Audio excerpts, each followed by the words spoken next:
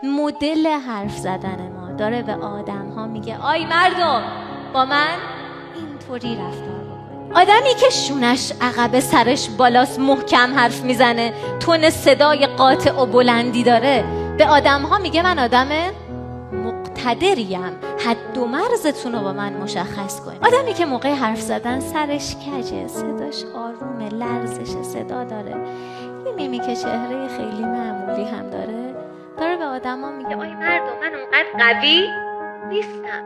اونی که داره میگه حرفام مهمه مکسای به جا داره، صداشو به اندازه بالا میبره، به اندازه پایین میاره، ارتباط چشمیشو با آدم ها نمیگیره، بدون اینکه بگه داره به آدم ها میگه که من حرفای خیلی مهمی دارم. برعکسش اون کسی که یک نواخت بدون مکس، بدون زبان بدن تغییر دادن، بدون لحن عوض کردن مهمترین حرف زندگیشو میزنه، نباید تعجب کنه از اینکه طرف مقابلش جدیش نگیره. تو خودت بها ندادی. حواسمون باشه مدل حرف زدن ما داره به آدم ها میگه آی مردم با من اینطوری رفتار